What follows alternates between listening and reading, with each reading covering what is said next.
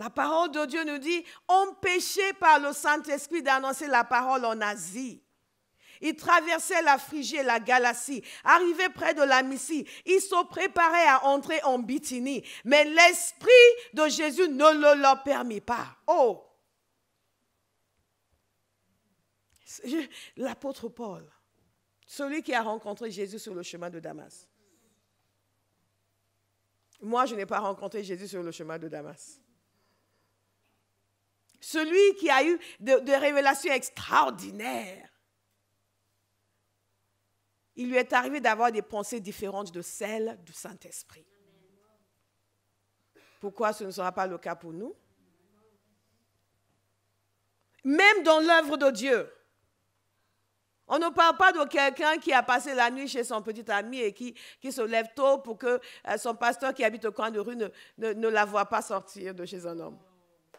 Parce qu'on pense toujours que ce sont les gens comme ça qui n'entendent pas Dieu. Nous parlons du serviteur de l'Éternel, qui est employé dans l'œuvre de Dieu, qui a dit non, on va faire ça, on va faire ça. Le Saint-Esprit a dit non, vous n'allez pas faire ça. Quelqu'un dit je reçois l'aide du Saint-Esprit. Je reçois l'aide du Saint-Esprit. Ceci pour que nous prenions conscience à quel point nous avons besoin de lui.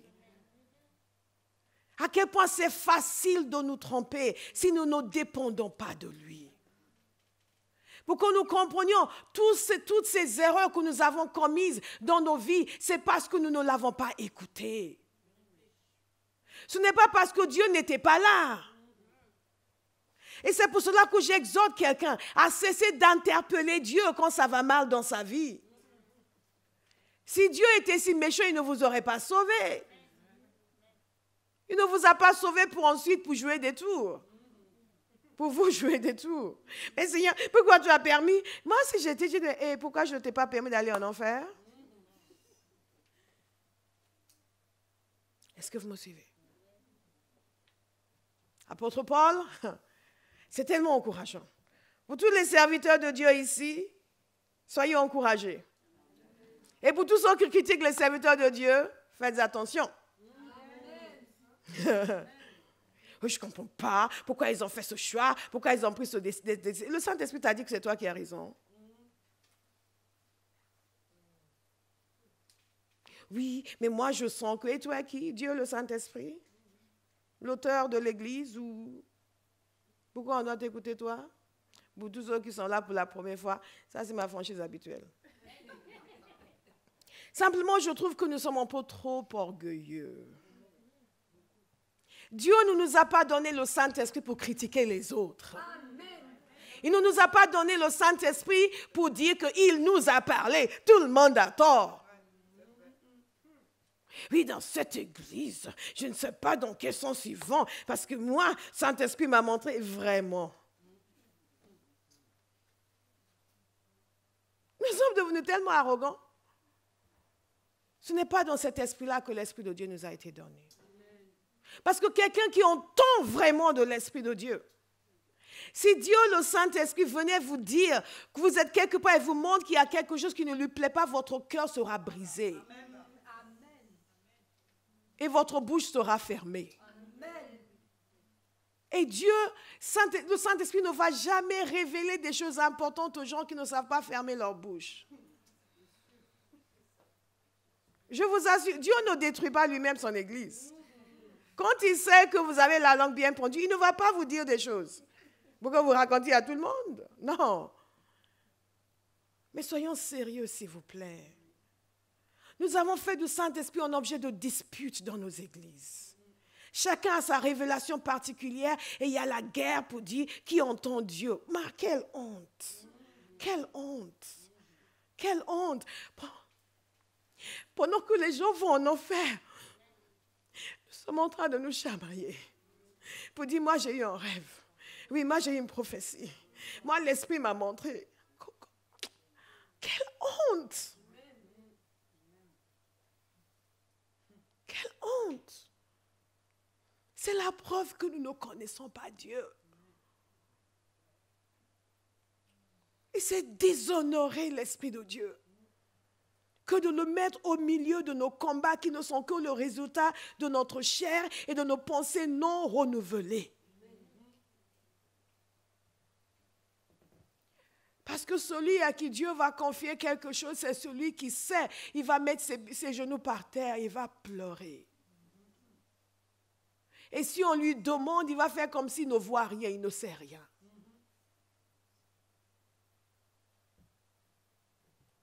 Ce soir, je crois que Dieu va briser l'arrogance de quelqu'un. Qui va nous amener dans un vrai brisement de cœur. Parce que si nous ne voyons pas la puissance, c'est parce que Dieu ne peut pas nous faire confiance.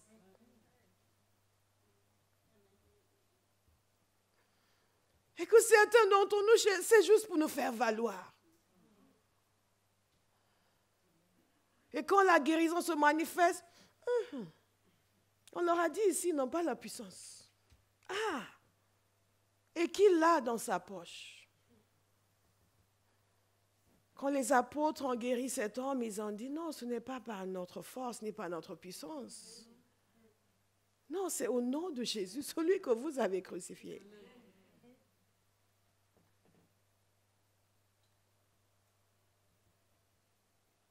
Le Saint-Esprit nous vient en aide. Nous allons demander son aide. Nous allons demander son aide pour nettoyer nos cœurs. Nous allons demander son aide pour nous donner la direction, nous montrer dans quel sens nous devons aller, où est-ce que nous nous sommes trompés, où est-ce que nous devons rebrousser chemin, où est-ce que nous devons mettre de l'ordre dans nos vies. Nous avons besoin de son aide. Nous avons besoin de son aide. L'apôtre Paul avait besoin de son aide. Et la parole de Dieu nous dit, arrivés près de la Mysie, ils se préparaient à entrer en Bithynie, mais l'Esprit de Jésus ne le leur permit pas. Ils traversèrent alors la Mysie et descendirent à Troas pendant la nuit. Et pendant tout ce temps-là, ils ne savaient pas ce qu'ils étaient censés faire. Mais ils ont continué, ils ont essayé, non, bon, ok, on va continuer. Et après, Dieu lui a donné une révélation.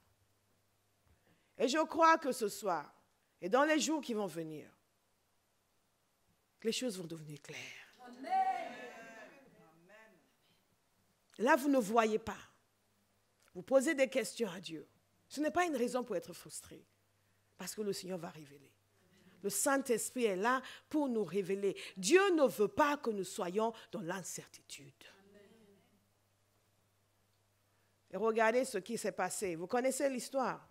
Pendant la nuit, Paul eut une vision. Un Macédonien lui apparut et le supplia, passe en Macédoine, secours-nous. Suite à cette vision, nous avons aussitôt cherché à nous rendre en Macédoine, concluant que le Seigneur nous appelait à y annoncer la bonne nouvelle.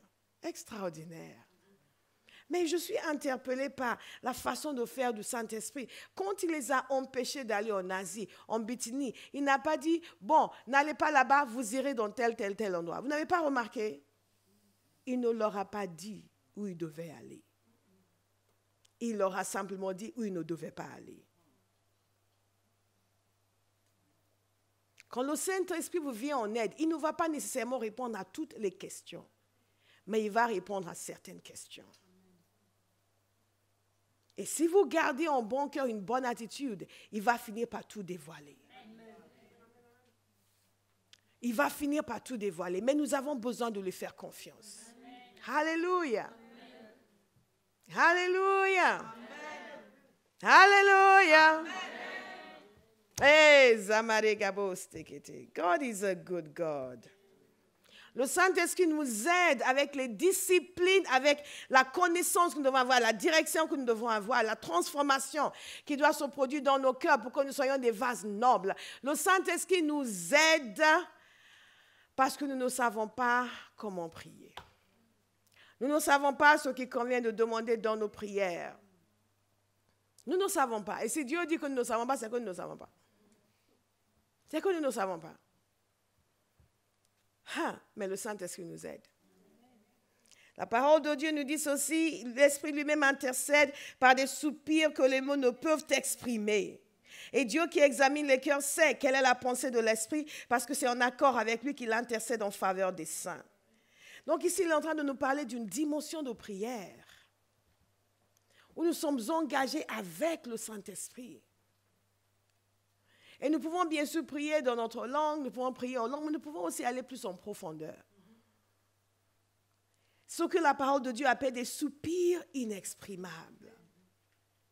Je prie que l'esprit de prière tombe sur quelqu'un ce soir. Parce que vous savez, la prière, c'est un monde captivant, fascinant et extraordinaire. Et vous savez, comme on dit en bon français, it's addictive. La prière, vous devenez accro. Parce que nous sommes des esprits. Et notre esprit, quand il est connecté dans le lieu de prière avec le Saint-Esprit et qu'il entre en phase avec lui, la prière va couler. Et ça va couler.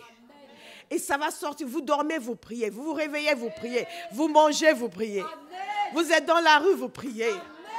Et ça ne s'arrête que si vous l'arrêtez. Et comment est-ce que vous l'arrêtez? Un jour, le diable vient vous dire, oh, aujourd'hui, reste un peu au lit. Ou il vient vous dire, bon, aujourd'hui, les quelques heures que tu passes, ce n'est pas nécessaire. Regarde comment tu es en forme spirituellement. Juste quelques mots avec Dieu aujourd'hui et ça va aller. Et on commence comme ça, et progressivement. On ne sait même pas quand, à peu près, c'est, oh, alléluia. On va commencer à sentir une lassitude et une léthargie. C'est fini au nom de Jésus. Amen. Il y a quelques années de cela, il y a déjà un certain temps, depuis ma conversion, j'ai aimé prier. Je me souviens quand j'étais baptisée dans le Saint-Esprit, parce que je voulais être baptisée dans le Saint-Esprit. Avant ma conversion, les chrétiens m'en avaient parlé. C'est la seule chose, dans mon arrogance, c'était la seule chose qui m'a fait accepter que je n'étais pas née de nouveau. Parce qu'ils me disaient, are you born again? Oh, of course. Je n'étais pas née de nouveau. Aïe, Dieu est bon. Parce que je ne voulais pas qu'ils fassent comme s'ils avaient quelque chose que moi je n'avais pas. Et, oui, but you need to be born again. I'm like, yeah, so I am born again. Really? Ils me connaissaient. Ils savaient que je n'étais pas née de nouveau. Ils me disaient, oui, mais Jésus, oui, je crois. Et quand ils commençaient à me parler du Saint-Esprit, ça, je ne connais pas. Parler en langue, ah bon? Vous parlez juste comme ça? Ça m'a interpellée. Mais quand je suis vraiment née de nouveau, je voulais être baptisée dans le Saint-Esprit. Et quand j'ai été baptisée dans le Saint-Esprit, j'ai commencé à prier. C'était comme un flot. Vous me suivez? Et j'ai pris goût à ce monde de prière. Et pour tout vous dire, quand vous n'aimez pas être subordonné aux circonstances, vous allez prier. Si vous aimez jouer la victime, vous n'allez pas prier. Mais si vous aimez être en forme physiquement, spirituellement, mentalement, vous allez prier. Et si vous aimez aider les autres, vous allez prier. Si vous ne supportez pas de voir la souffrance des autres, vous allez prier. Comment est-ce que l'Esprit nous aide? Il nous aide à prier. Et ça, c'est une aide qui est absolument capitale. Parce que dans le royaume de Dieu, tout passe par la prière. Je vais le répéter. Dans le royaume de Dieu, tout passe par la prière. Sans prière, il n'y a pas de puissance. Et c'est là où le bas blesse dans l'Église aujourd'hui. La prière. Beaucoup de gens parlent de la prière. Il y a même beaucoup de prédicateurs qui ont des enseignements puissants sur la prière, mais qui ne prient pas. Qui ne prient pas. Eh oui. Quelqu'un va commencer à prier. Non, j'ai toujours aimé prier, mais il y a des années de cela, Dieu m'a fait comprendre que j'étais une novice dans la prière. J'étais très surprise parce qu'autour de moi, je faisais figure de femme de prière. Je dis, waouh, il y a plus, il y a plus. Dites à quelqu'un, il y a plus. Il y a plus. Il y a plus. Il y a plus. Si vous avez une ambition spirituelle, vous allez devenir un homme et une femme de prière. C'est la raison pour laquelle l'Esprit nous aide à prier. Parce que le Père sait que sans la prière, nous sommes, comme nous disons en anglais, cuits. Alléluia. Nous sommes cuits.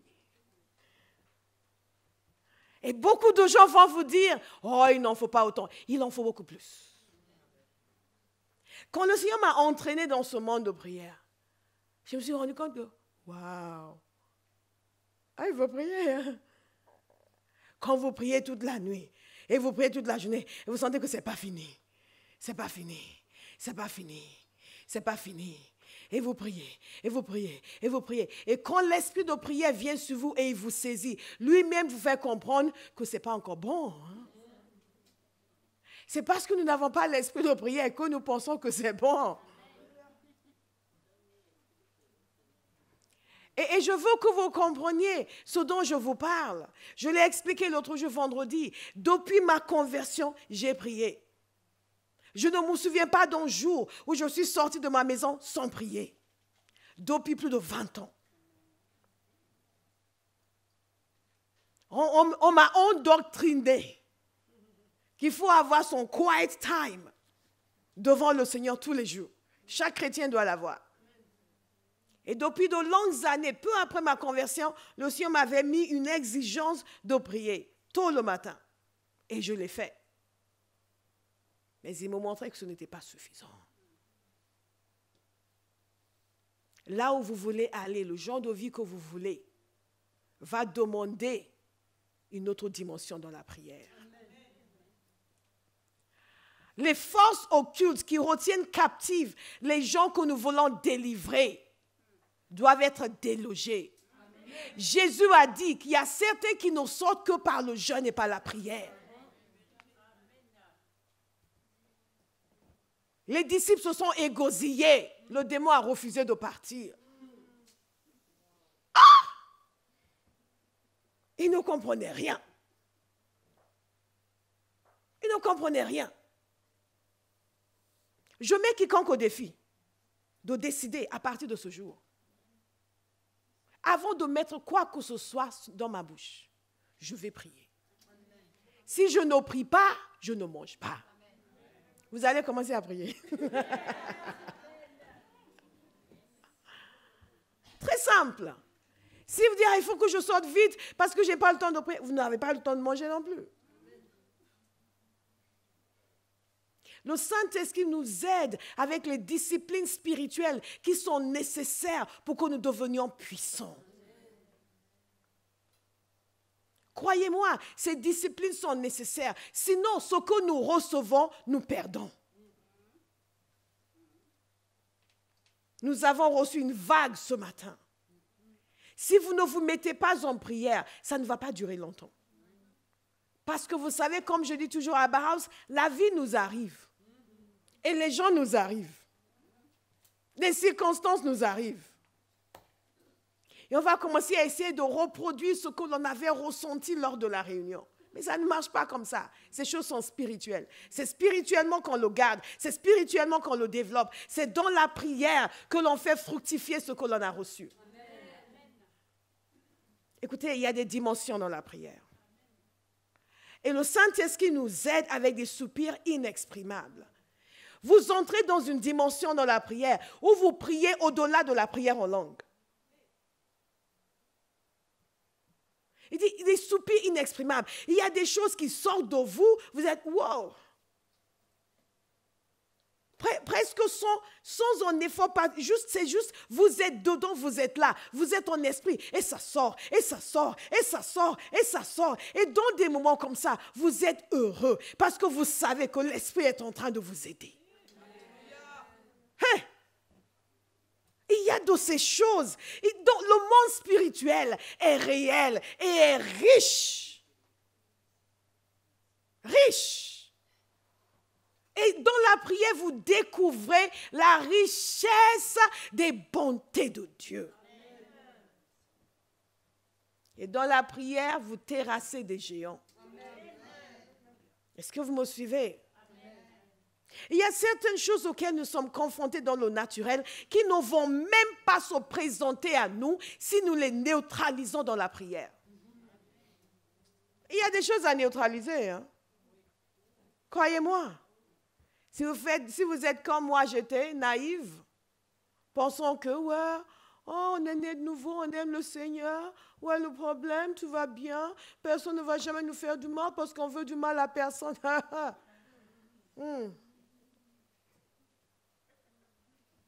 Ce n'est pas comme ça. La parole de Dieu est claire. Nous ne luttons pas contre la chair et le sang, mais contre les principautés et contre les puissances. Contre les souverains de ce monde des ténèbres, contre les esprits méchants dans les lieux célestes. Et ce n'est pas parce que vous n'engagez pas le combat contre eux qu'ils vont vous laisser tranquille, ils vont vous manger.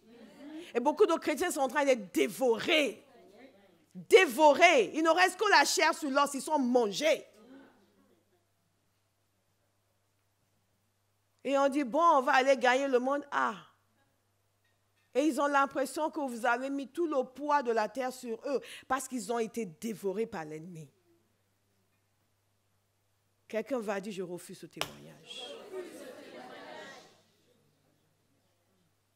Les forces qui retiennent cette nation ne pourront être délogées que par des hommes et des femmes de prière.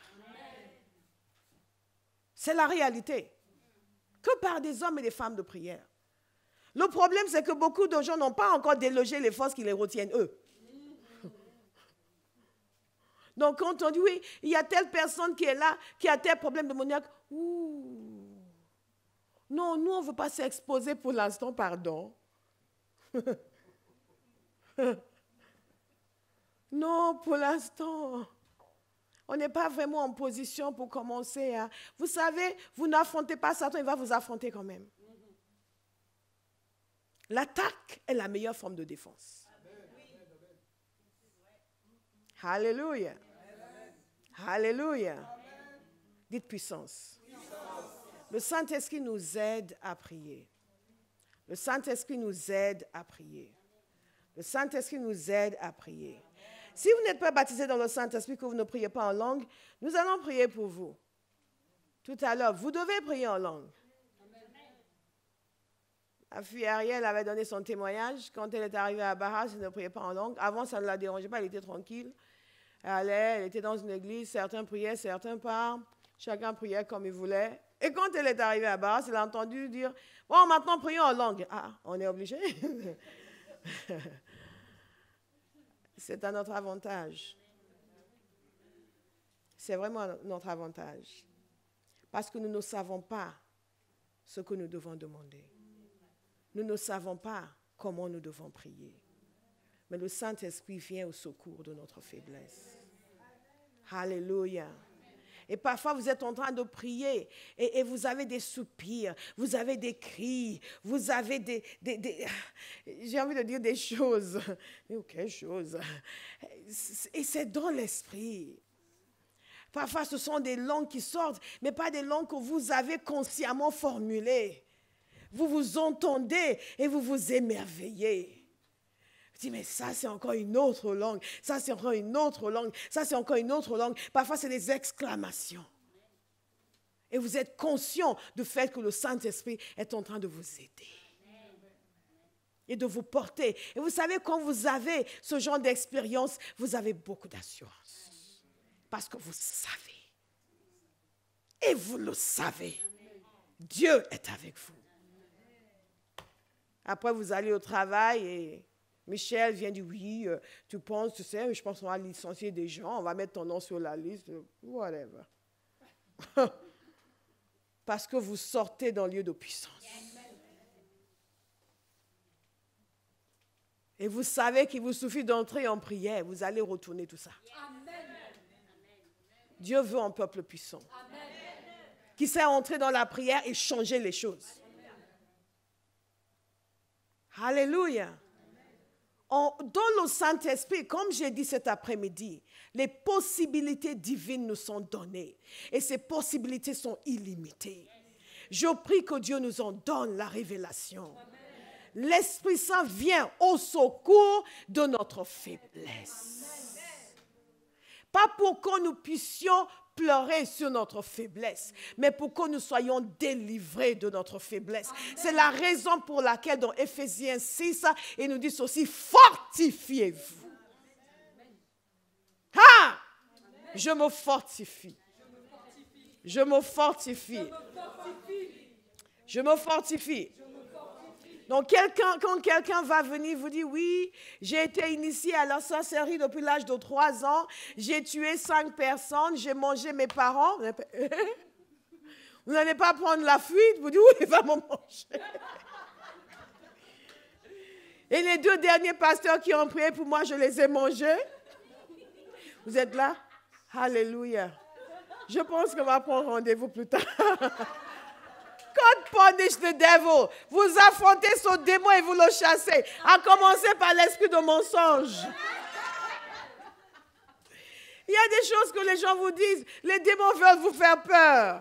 Ils ne veulent pas partir. Donc, ils vont dire, oui, je suis un tel. Et j'ai tué 500 hommes. Et j'ai vécu dans le royaume de Shanghai. Et les gens sont là. Ouh, je suis un démon ancien. Tous les démons sont anciens. Il n'y en a pas qui soient nés hier. Tous les démons sont anciens. Qu'est-ce que vous croyez? Je suis un vieux démon du Japon. Et moi, je suis un vieux chrétien du Nigeria. Alléluia. Échoué sur les rives de la Seine. Glory to God. Alléluia. Nous nous vantons de notre Dieu. Nous nous vantons du Saint-Esprit. L'Esprit qui a engendré Jésus. L'Esprit qui a donné le conseil, la puissance, la sagesse à Jésus. L'Esprit par lequel il a fait des œuvres extraordinaires. C'est le même Esprit qui nous a engendrés. C'est le même Esprit qui nous a été donné. C'est le même Esprit qui nous remplit de conseils, de sagesse, de connaissances, de révélations. C'est le même Esprit qui nous donne la puissance. C'est le même Esprit. Ce n'est pas son petit frère. Donc le démon qui ne pouvait pas affronter Jésus, il ne peut pas affronter l'Esprit de Dieu qui est en vous. Quelqu'un doit juste décider de le croire. Quelqu'un doit décider de le croire. Alléluia. L'Esprit nous aide à prier. J'insiste dessus parce que nous avons vraiment besoin d'aide. Déjà pour comprendre à quel point nous devons prier. Ça, c'est déjà un problème dans l'Église, surtout à Paris. Les gens ne prient pas. Le chrétien moyen ne prie pas. Et si vous priez beaucoup, va vous regarder de haut, Jérôme, mais tu sais, frère, tu sais, c'est la parole, la parole, la parole, la parole. Bien sûr que c'est la parole, c'est l'Esprit de Dieu qui a donné la parole. Et c'est la parole qui dit prier sans cesse. Sans cesse. Est-ce que vous savez que dans le grec, sans cesse veut dire sans cesse? Sans cesse. Nous allons nous mettre à prier. Et vous allez voir.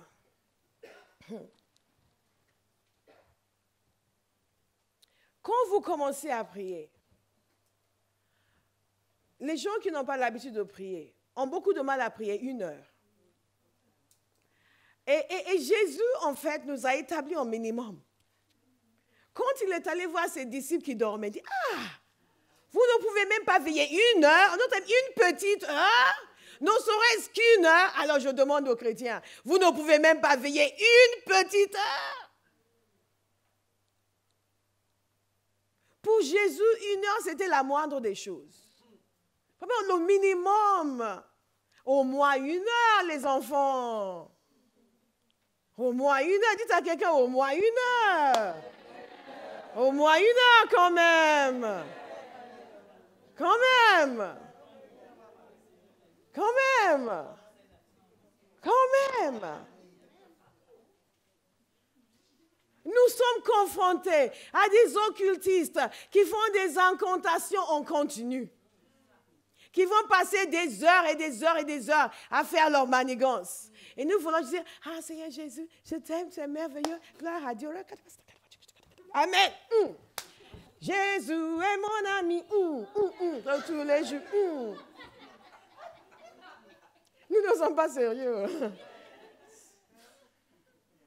Mais le combat qui est devant nous est sérieux. Nous avons été recrutés dans l'armée de l'Éternel pour la délivrance d'une génération. Amen. Le combat qui est devant nous est sérieux. Nous ne sommes pas invités à juste nous froisser les mains et nous avouer vaincus. Vous n'êtes pas autorisés à capituler. Non. Et vous n'êtes pas autorisés non plus à dire, oui, mais moi, je ne sais pas prier. Moi, je ne sais pas prier. Moi, je ne sais pas prier. Ça, c'est un mensonge. L'Esprit vient en aide à notre faiblesse. Nous ne savons pas ce qu'il convient de demander, mais l'Esprit nous aide. L'Esprit nous aide. L'Esprit nous aide. L'Esprit nous aide. Mais il ne peut nous aider que si nous le laissons nous aider. Qui va le laisser l'aider? Et je ne parle pas de la prière en groupe uniquement. Nous allons prier tout à l'heure et ça c'est bien. Nous avons déjà beaucoup prié pendant ce séminaire. Et je sais qu'il y a quelqu'un qui est déjà passé à une autre dimension spirituellement. Amen. Alléluia.